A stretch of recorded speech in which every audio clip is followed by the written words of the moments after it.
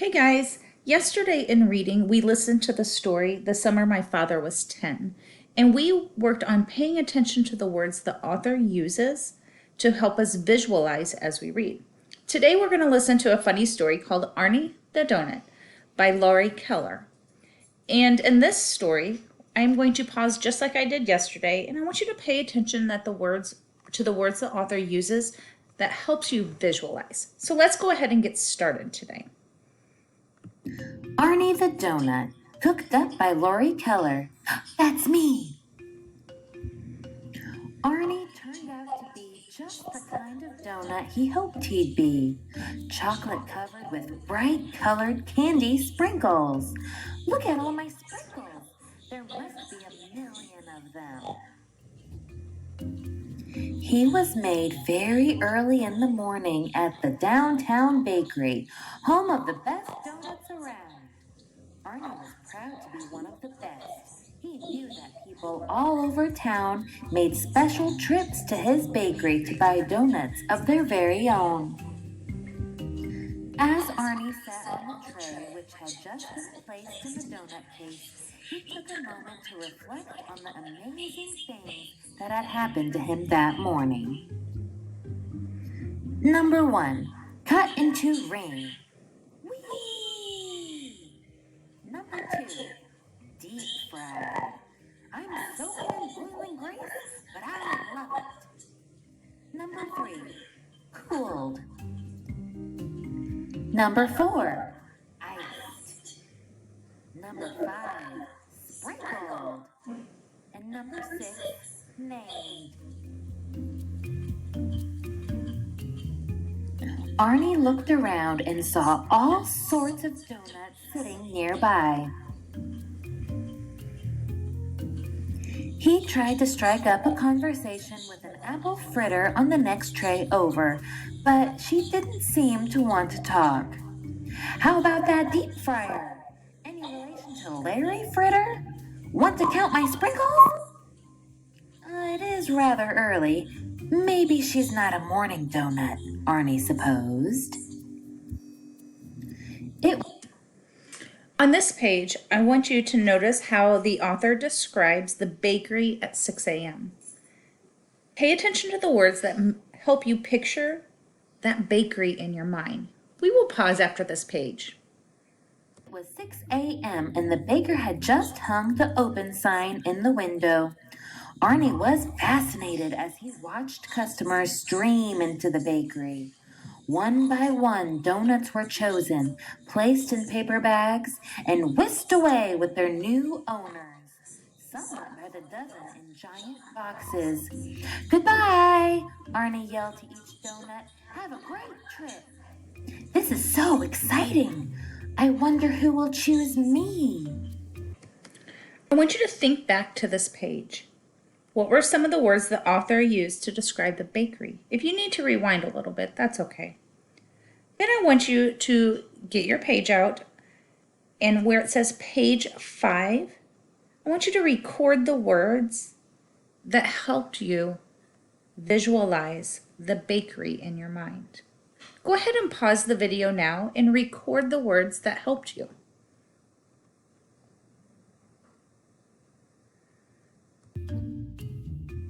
Just then, Arnie looked up and saw a man pointing right at him. What? That's French for me. Before he could say another word, he was pulled from the tray and placed in a paper bag of his very own. Thank you, Mr. Bing. Have a nice day, Arnie heard the baker say to the man. Mr. Bing, that's a fine name, Arnie decided. I could hardly wait to meet him. The ride to Mr. Bing's apartment was a little bumpy. Arnie was grateful for the soft napkin the baker had so thoughtfully placed underneath him in the bag. He had never ridden in a car and wished he could look out the window to see all the sights. But more than anything, he wished he could meet Mr. Bing. Why does he keep me in this bag? Arnie wondered. Finally, the car came to a stop and they were home. Mr. Bing carefully removed Arnie from his paper bag and placed him on a clean, shiny plate. "What a handsome plate," Arnie said to himself. "I'm not crazy about the design. I prefer a more modern look, but it's nothing a little paint can't fix." Mr. Bing gently lifted Arnie from his new plate. "Isn't that cute?" thought Arnie as he closed his eyes and smiled. "He wants to hold me." As Arnie relaxed in Mr. Bing's hand, he felt himself moving higher and higher away from his plate. When he opened his eyes to see where he was going, he discovered that he was headed straight for Mr. Bing's open mouth. "What are you doing?" shouted Arnie. Mr. Bing was stunned. He dropped Arnie back onto the plate. "I was going to eat you," he replied in shock. "Eat me?" Arnie shrieked, his sprinkles flying everywhere. "Why would you do a thing like that? Do you make a habit of eating all your house guests?" "No, of course not." "So why then did it suddenly occur to you to eat me?" Arnie demanded. "Well, because you're a donut. That's what donuts are for, to eat." "Do you mean to tell me you've done this before?" "Yes, I eat a donut every day," Mr. Bing said sheepishly. Arnie froze. He felt sick and frightened and angry.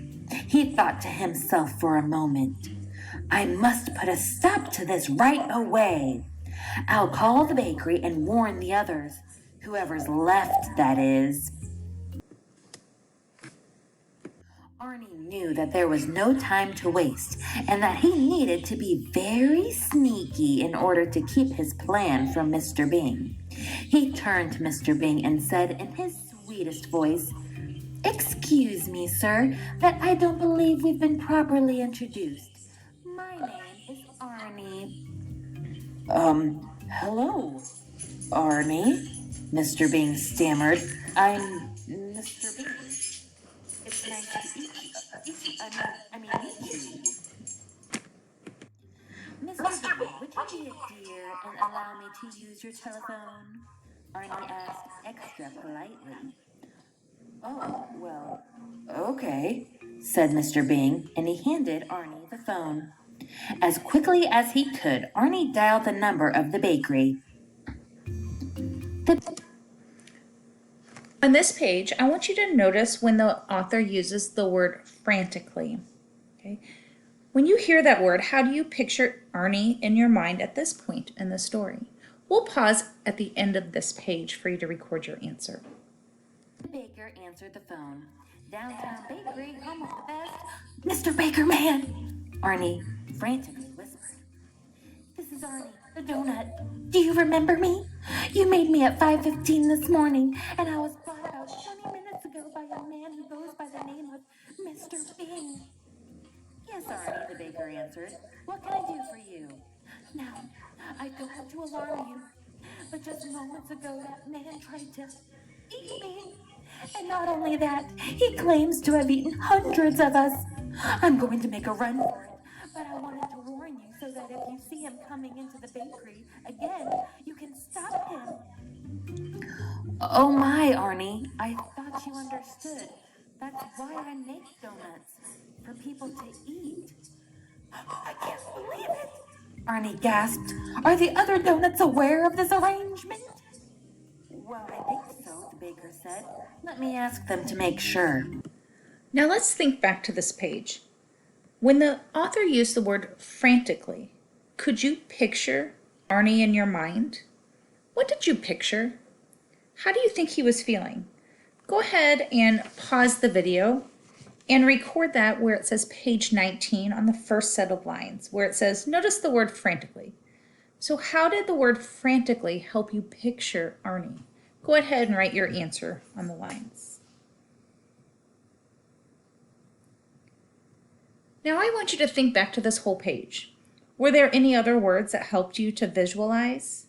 Record the words down on the next set of lines that helped you visualize on this page. If you need to rewind a little bit, you can do that. Go ahead and pause the video again and record your answers.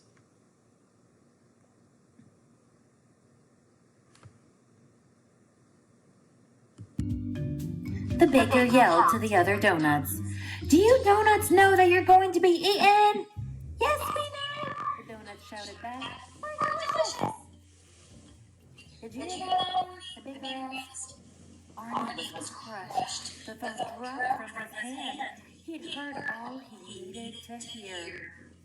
Arnie forgot all about his plan to escape.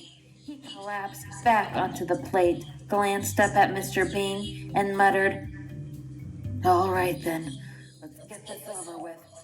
Go ahead and eat me. Mr. Bean gazed down at Arnie. I'm not going to eat you, Arnie, he said reassuringly. I just wouldn't feel right about it now. Really? Arnie said with a huge sigh of relief. Oh, well, I'm glad to see that you've come to your senses. But since I'm not going to eat you, Mr. Bean continued, I'll have to figure out something else to do with you. I paid good money for you. I don't want to be wasteful. Of course not, Arnie agreed. What we need to do is each make a list of things I can do with you instead of eating you. Between the two of us, I know we'll come up with something. Good plan, Mr. Bean, Arnie said. This will be a breeze. I bet I'm good at lots of stuff. They both feverishly wrote down their ideas. When they were finished, Mr. Bean asked, would you like to read yours first? Sure thing, Mr. Bean, Arnie answered. Things Mr. Bean can do with me instead of eating me. Do you need a ballroom dance partner? No, I don't dance. You could use a personal fitness trainer. I get too sweaty. How about a portrait painter? Oh, heavens, no. Would you like me to entertain at your parties? I don't like throwing parties. I could be your chauffeur, but you can't see over the steering wheel. I'd make a great bodyguard. Who could you protect me from? A cookie? Alrighty, Mr. Bean, let's hear what you came up with. Okie dokie, he replied. I just know you'll like some of these. Okay, on the next couple pages, I want you to think about and notice the words that the author uses to describe the things that Mr. Bean could do with Arnie to avoid eating him. Okay, as you read and listen to the story, I want you to think about, do your pictures match the picture that the author uses in the book? Things I can do with Arnie instead of eating him. I could use you as a pincushion. Ouch! Ooh, too painful. How about an air freshener for my car? How about not? Would you like to be a picture frame? I don't imagine so. I need a new bowling ball. Well, don't look at me. You'd make a fine paperweight. Boring. Then what about a doorstop? Try again. But there was nothing else on Mr. Bean's list. They were both completely out of ideas. Now I want you to think back to these last two pages. Okay.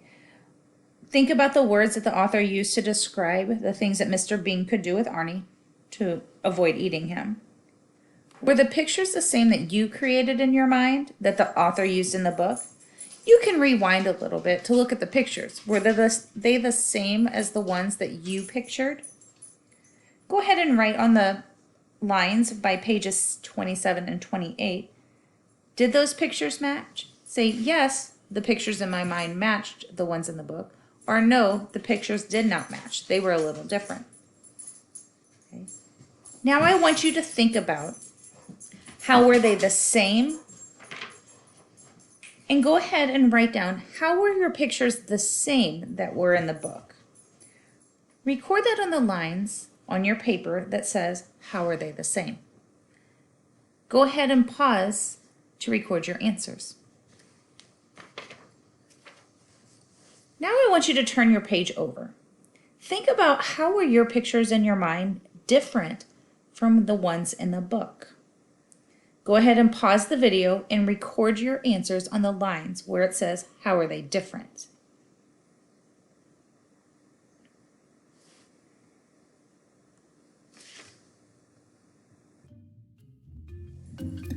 Arnie and Mr. Bing were exhausted.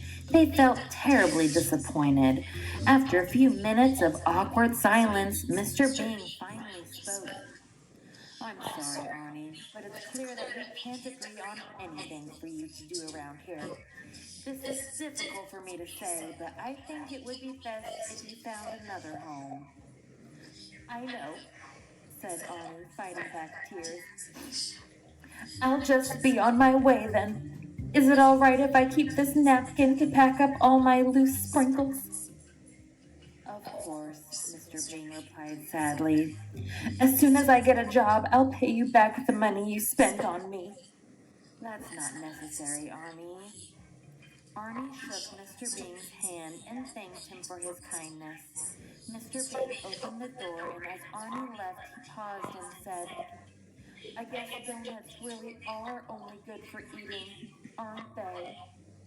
They both waved goodbye, and Arnie was gone. Mr. Bing stood at the window and watched as Arnie walked away. He walked past the flower beds, the mailboxes, and the apartment manager's office. He passed the tennis courts, the swimming pool, and the clubhouse. But when Arnie reached the No Dogs Allowed sign at the end of the driveway, Mr. Bing suddenly came up with a new idea. Arnie, wait up! Yelled Mr. Bing as he ran after him. Arnie turned back and stopped. When Mr. Bing caught up with him, he was out of breath. I can't believe I didn't think of this earlier, Mr. Bing panted. Arnie, I've always wanted a dog and could never have one because they're not allowed here. But there's no sign that says, no donuts allowed. Arnie perked up when he realized what Mr. Bing was thinking. Would you like to take walks and play fetch? Mr. Bing asked excitedly. You bet I would. Can you do tricks like rolling over? Rolling over? Look at me. I was made for rolling over. Well, then, there's only one thing left to ask. Arnie, will you be my donut dog? Oh, Mr. Bing, I would love to be your donut dog.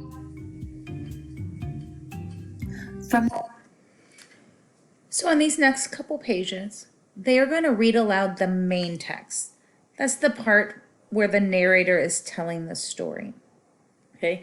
I also want you to pay attention to the subtext. Okay. That's the little captions in the pictures. Here's an example right here. Here's an example right here. Here's an example right here. Pay attention to that and notice, how does that subtext help you add to the picture in your mind? Okay, let's go ahead and watch. From that moment on, Arnie and Mr. Bing were inseparable. Arnie liked being a donut dog even better than he liked being a donut. He went through a short phase of chewing on furniture and barking at the mailman, but after a crash course in obedience school, he graduated first in his class. Everywhere the two of them went, people would stop to pet Arnie. No one had ever seen a donut dog before. I want you to think back to that last page. Okay, you had the main text, what the author, the narrator was reading, and then you had that subtext that you could look back. You can rewind the video a little bit if you need to. Which of those texts helps make it easier to visualize? Did the subtext help you visualize a little bit more Arnie and Mr. Bing's life together? Go ahead and pause the video here and record your answer on the lines where it says pages 35 and 36. Did that subtext help make it easier? Go ahead and pause now. Arnie and Mr. Bing had so much fun together. Arnie was the best pet Mr. Bing could ever have hoped for, and Mr. Bing was Arnie's best friend.